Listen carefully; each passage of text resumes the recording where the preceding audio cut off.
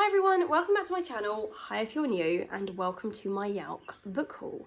So YALC stands for the Young Adult Literature Convention. It is a 3-day event. I believe it's only held once a year, and it was last weekend and it was held at London Olympia. Now, I only got to go on a Sunday due to just work commitments and family commitments, and I had a great day. I went with no expectations. I hadn't arranged to meet any authors. I hadn't looked at what the talks were going to be. Because I didn't know how my anxiety was going to be on the day, I thought I'm just going to turn up and what will be will be. I really enjoyed the event. I know there's been mixed feedback since, but partly because I didn't get anything signed and I didn't have a plan as such, I didn't see the bad side of it. For me, it was a really, really great day, and I'm probably going to go back next year if I can work it out work-wise. So there was opportunity to meet several authors, from Jacqueline Wilson to Alice Oseman and Bridget Kemmerer. There was some Neil Schusterman. There were loads of authors, and you could book to get a book signed, various things. There were panels of talks going on all day. I did stop in on one panel which was about books with sort of royal connotations and things. I thought that was really quite interesting. And there were just different stands of publishers and authors, people that were selling sort of book related like candles or book sleeves and things. There were raffles going on, there were ARCs being given out. For me it was overwhelming, but in a really, really good way. So I'm not going to waffle anymore. I'm going to jump into my haul. So the first stand I came across, they were doing a raffle where you could win an ARC. I won an ARC. I won Belladonna by Adeline Grace. How stunning is that cover? I was very, very excited to receive this. I'm like, oh my goodness, I've been in 2 minutes and I've been given an ARC. It's really exciting. So this comes out this year, I believe in August, and I shall read what it is about. So, orphaned as a baby, 19-year-old Signa has been raised by a string of guardians, each more interested in her wealth than her well-being, and each has met an untimely end.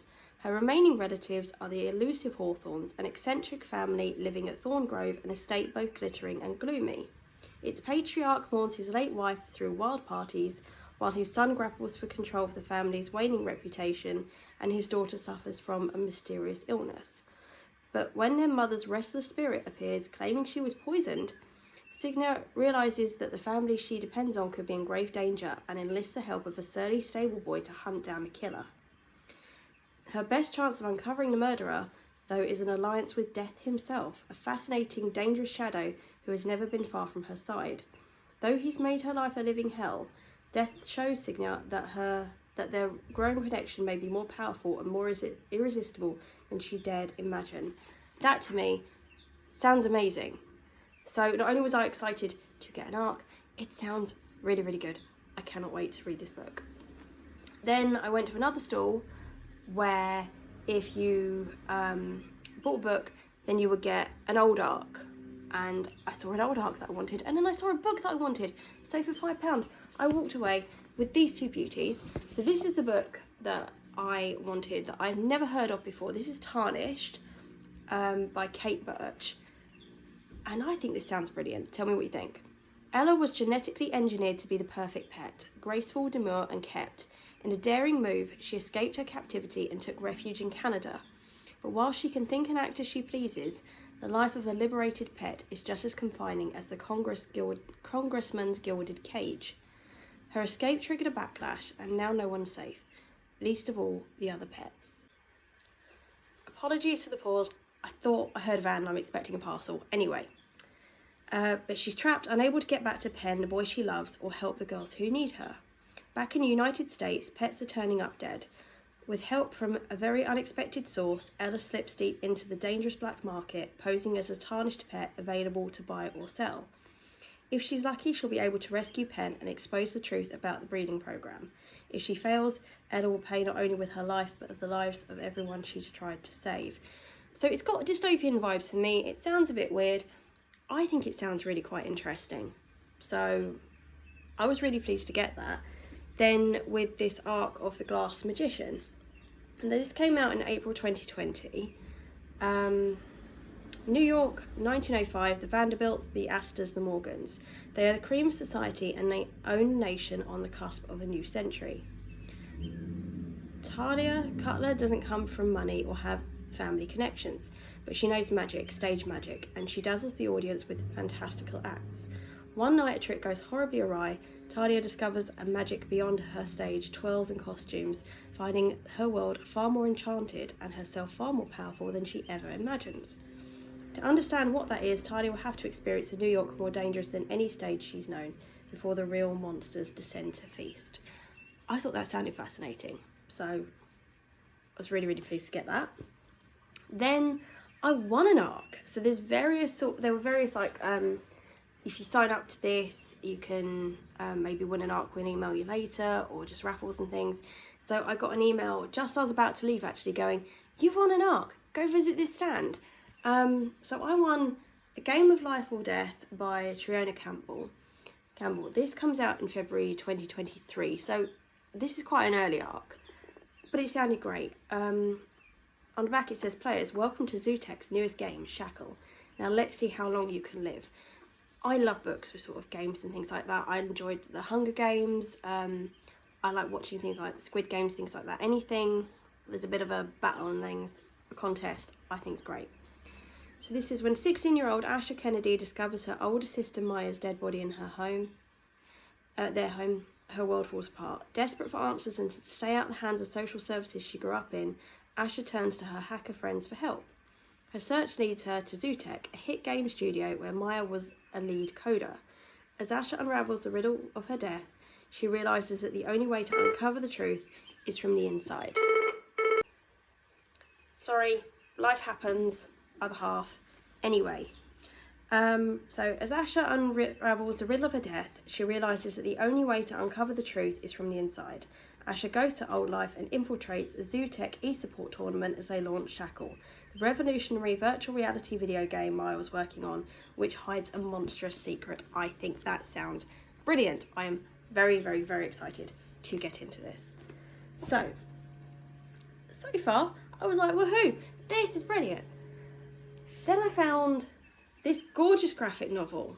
This is A Lock and Key, The Golden Age. And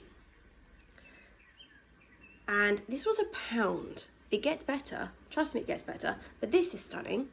For generations, the Locke family has walked the dark corridors of Key House, unlocking its wonders and mysteries.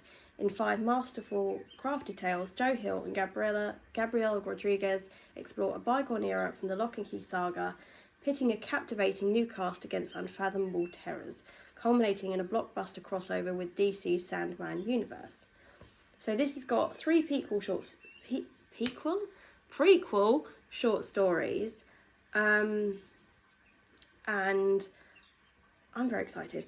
So each of these individual stories provides a glimpse into the lives of the Locke family ancestors. And it just looks amazing, right? It really does. I love me a graphic novel, and I thought I've got to have this for £1. Seriously, it looks like this is an American edition. So it's not even one that I probably would have come across normally in the shops. So I was like, I love the look of this. Then the gentleman on the stand goes, oh, you can have 3 free books from the front of the stand. And I thought, oh, I've misheard him there completely. I'm sure it's just 1 free book. So I picked up 1. He said, no, please take 3. And I'm like, okay. He said, it's the last day. We want everyone to have as many books as possible. So I got 3 books that all look absolutely amazing. So the first one I got is Before Takeoff. This is by YALC. A layover and flashing green light, what could go wrong? At first, James and Michelle are just 2 people on a layover in the Atlanta airport. They couldn't be more different, but seemingly interminable delays draw them both to a mysterious flashing green light and each other. Where James is passive, Michelle is anything but, and she quickly discovers that the flashing green light is actually a button, which she presses, which may or may not unwittingly break the rules of the universe, at least as those rules apply to Hartsfield-Jackson Airport. It's mere seconds before inexplicable, impossible things start happening. Snow falls in the B terminal, jungles sprout up in the C terminal, and earthquakes split the ground apart in between. and no matter how hard they try, it seems no one can find their way out of the airport. The green button couldn't have caused this, or could it? James and Michelle will have to team up to put an end to the mayhem, but what will crumble first, their determination or the ground beneath their feet? I think that sounds fab. I think it sounds brilliant, and I've never come across this book before, so I'm just hoping it's as good as it sounds. Then I got The Retake by Jen Kalanita. Can a time-travelling phone app save Zoe's friendship from getting deleted? Zoe and Laura used to do everything together, but lately things have been weird. Laura's posting photos of herself hanging out with other girls. She's ignoring Zoe's texts. She won't sit with Zoe at lunch anymore. Zoe's heartbroken, and all she wants is for things to go back to normal. Then a magical app downloads on her phone and things get even weirder. Suddenly Zoe can travel back in time to the exact moments when their friendship began to fall apart and try to fix it. But second chances don't always go as planned, and sometimes you need to trust the magic of new beginnings. So I think that sounds pretty good. More middle school with a twist of magic. Yes, this is middle grade, but to me it sounds really, really great. And then I got This Is Not the Jess Show by Anna Carey. The year is 1998. Titanic just won 6 Oscars. Boy bands are dominating MTV's airways, and like any other teenager, Jess Flynn is trying to survive high school.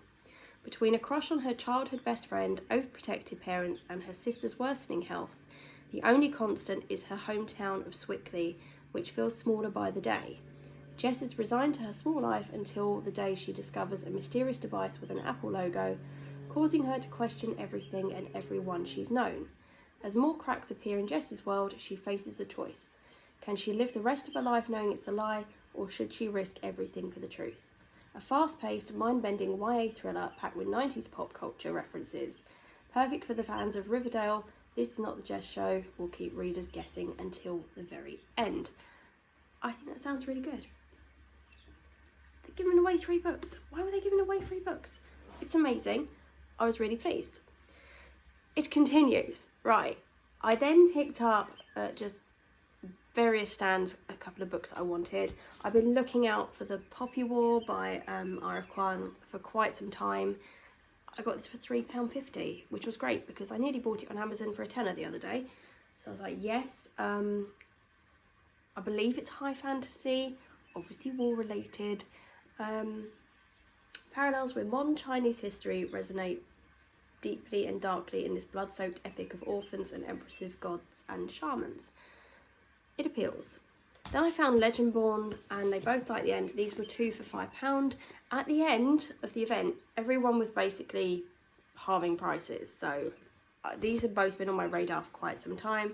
I know this is fantasy, a flying demon feeding on human energies, a secret society of so-called Legendborn that hunt the creatures down, a mysterious mage who calls himself a Merlin and who attempts and fails to wipe Bree's memory of everything she saw. It just sounds good.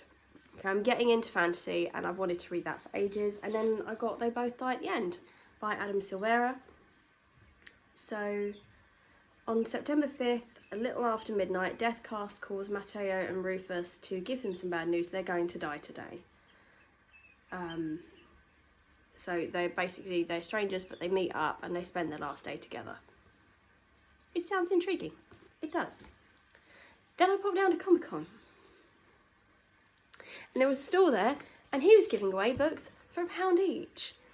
And I thought, why not? Because, you know, it's not like I had enough books already. So I got Deep Light by Frances Harding. An electrifying story about friendship as dark and dangerous as the ocean and a journey as treacherous as the gods themselves. I haven't read any more than that. I think the cover is absolutely beautiful, and for £1, that was coming home with me. They also had Love Boat Taipei by Abigail Wen. This I have heard someone talk about, and then I completely forgot about it. And I remember when they spoke about it, I was like, I really want to add that to my TBR, but then, as I said, I forgot. So to find it for £1, I was like, yes, please. Whenever Wong's parents send her away for the summer, she's expecting to attend a strict educational program in Taiwan. Instead, she finds the infamous Love Boat, a free-for-all where hookups abound, adults turn a blind eye, and the the nightlife runs non-stop. Will Love Boat ever give Eva the courage to pursue the future she dreams of, to become who she wants to be? One thing's for sure, this will be a summer she'll never forget. I think it sounds really good. And then I got The Kingdom by Jess Rothenberg.